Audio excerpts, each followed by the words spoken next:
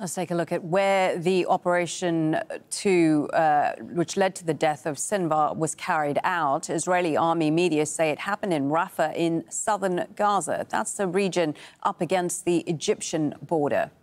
Now, the specific location named is the Tal al-Sultan refugee camp, which has been attacked repeatedly during the war. In a moment, we'll be live with Noor Odeh. She's in the Jordanian capital, Amman, for the Israeli reaction. But first, let's bring in Hani Mahmoud. He joins us from Deir el-Balah in central Gaza.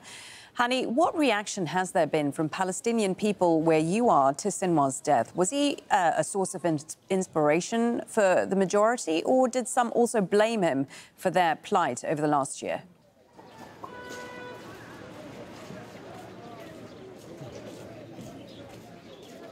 Malin, let's start by emphasizing what people have been telling us. Even right at yesterday, when the news started to come out, people were approaching and said, is this going to end the war? So the priorities stays the same here across the Gaza Strip. Whether people agreed with Yahya Sinwar or not, the priority for them is an end to this war, an end to this madness, going back to their homes in the northern part of the Strip, in Rafah city, and an end to the mass killing of people.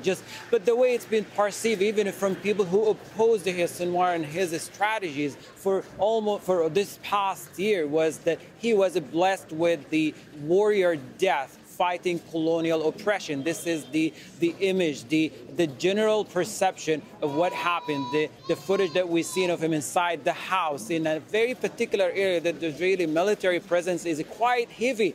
For the past almost 6 months, operating aggressively, he was in the middle of that area, Rafah city, fighting colonial oppression as described by people. So the death of one person is not going to change things on the ground. It doesn't, in fact, so far, hasn't it changed any of the conduct of this war? And this is very consistent with what Netanyahu has said. The war is going to continue. The mission is going to be completed. It's not going to change the ongoing greed for land disposition and in the West Bank, the annexation and the creation of the buffer zone. And for the past years, the Israeli military and its policies killed many Palestinian leaders, and that has not changed how things are going on the ground. It did not stop the occupation. It did not stop resistance, because at the bottom of it, Palestinian resistance is rooted in oppression, not in leaders. And Sinwar and other people, and resistance is an idea more than its people. And the more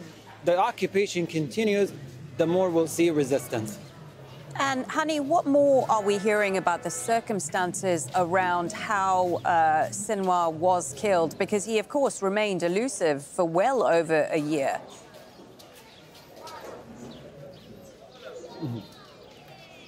Well, for a whole year, the Israeli military, its intelligence apparatus, and on the political level, we're pushing for a narrative that Yahya Sinwar was hiding in a tunnel, inside tunnels underneath the Gaza Strip, surrounding himself with hostages, taking them as a shield. But the images that we see, that he was inside a house in Rafah city, wearing his military uniform or vest and having his weapon on his hand and fighting till the last breath, and throwing an object to a drone that was was entering the house he was inside.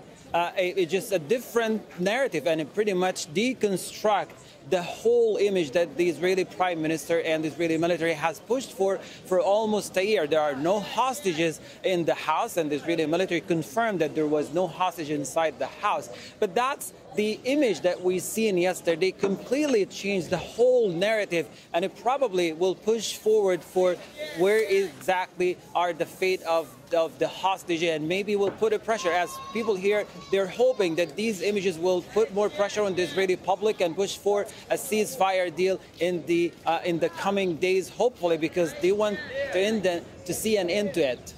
Okay. Thank you for that. Hani Mahmoud there for us in central Gaza in Deir el-Balah. Let's go to Noor Odeh.